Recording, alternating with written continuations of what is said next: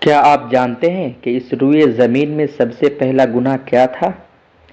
کیا آپ جانتے ہیں کہ اس کائنات میں سب سے پہلا گنہگار آدمی کون تھا؟ کیا آپ جانتے ہیں کہ مردے کو دفن کرنے کا طریقہ کس نے بتایا تھا؟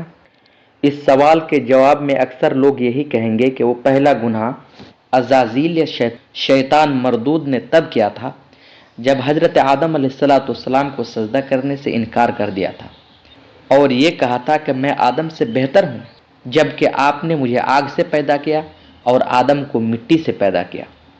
جی نہیں، تاریخ انسانی میں اس سرزمین میں پہلا گناہ جس شخص نے کیا تھا اس کے متعلق بہت کم لوگ جانتے ہیں۔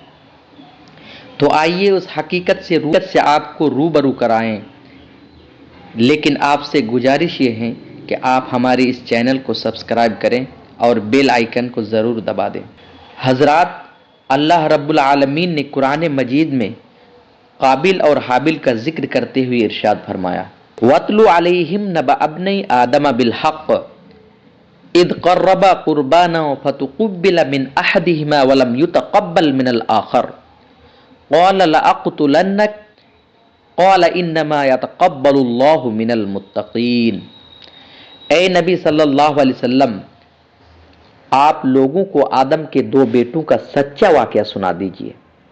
جب ان دونوں نے ایک نذرانہ پیش کیا، اس میں سے ایک کی نظر قبول ہوئی اور دوسری کی قبول نہ ہوئی، تو کہنے لگا میں تجھے مار ڈالوں گا۔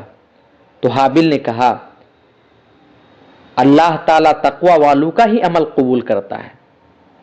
یہ نذرانہ کس لیے پیش کی گئی، اس کے بارے میں کوئی صحیح روایت نہیں ملتی۔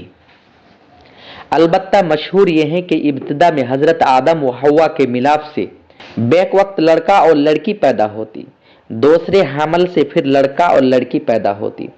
ایک حمل کے بہن بھائی کا نکاح دوسرے حمل کے بھائی بہن سے کرایا جاتا۔ حابل کے ساتھ پیدا ہونے والی بہن بدصورت تھی، جبکہ قابل کے ساتھ پیدا ہونے والی بہن بہت خوبصورت تھی۔ اس وقت کے اصول کے مطابق حابل کا نکاح قابل کی بہن کے ساتھ اور قابل کا نکاح حابل کے بہن کے ساتھ ہونا طے تھا، لیکن قابل یہ چاہتا تھا کہ حابل کی بہن کے بجائے اپنی ہی بہن کے ساتھ جو خوبصورت تھی نکاح کرے۔ آدم علیہ السلام نے اسے سمجھایا، لیکن وہ نہ سمجھا۔ بالآخر حضرت آدم علیہ السلام نے دونوں کو بارگاہ الہی میں قربانی پیش کرنے کا حکم دیا اور فرمایا کہ جس کی قربانی قبول ہو جائے گی قابل کی بہن کا نکاح اس کے ساتھ کرا دیا جائے گا۔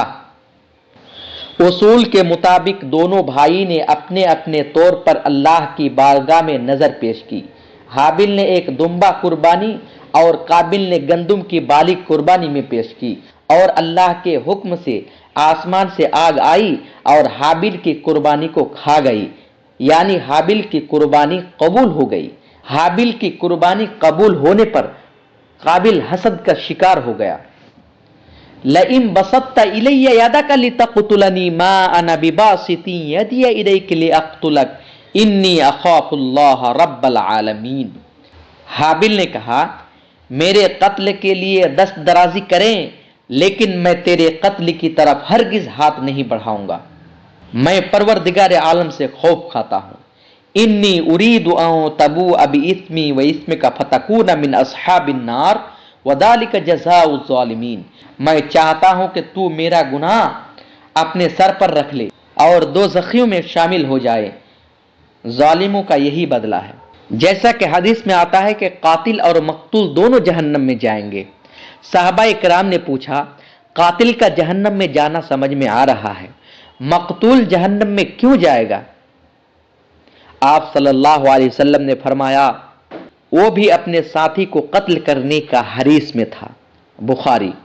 رسول اکرم صلی اللہ علیہ وسلم نے فرمایا جتنے بھی لوگ ناحق قتل ہو رہے ہیں ان کا گناہ آدم کے بیٹے قابل کے حصے میں لکھا جاتا ہے، کیونکہ انسانوں میں قتل کی روایت سب سے پہلے اس قاتل ہی نے شروع کی۔ فطوعت له نفسه قتل اخیہ فقتله فاصبح من الخاسرین۔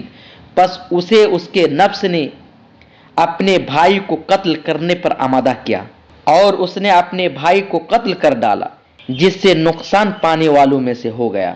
جب حابل قتل ہو گئے تو قابل کھلے آسمان کے نیچے اس کی لاش کو رکھ دی، اس لیے کہ اس کو دفن کرنے کا طریقہ معلوم نہ تھا۔ اللہ تعالیٰ نے ارشاد فرمایا فَبَعَثَ اللَّهُ غُرَابًا يَبْحَثُ فِي الْأَرْضِ لِيُرِيَهُ كَيْفَ يُوَارِي سَوْءَةَ أَخِيهِ قَالَ يَا وَيْلَتَى أَعْجَزْتُ أَنْ أَكُونَ مِثْلَ هَذَا الْغُرَابِ فَأُوَارِيَ سَوْءَةَ أَخِي فَأَصْبَحَ مِنَ النَّادِمِينَ۔ آخر کار اللہ تعالیٰ نے ایک کوے کو بھیجا تاکہ اسے دکھائے کہ وہ کس طرح اپنے بھائی کی لاش کو چھپا دے۔ قابل نے جب اپنے آنکھوں سے یہ ماجرا دیکھا تو شرمندہ ہو کر کہنے لگا ہائے افسوس، میں اس کوے سے بھی گیا گزرا ہوں کہ اپنے بھائی کی لاش کو دفن کرنے کی تدبیر نہ نکال پایا۔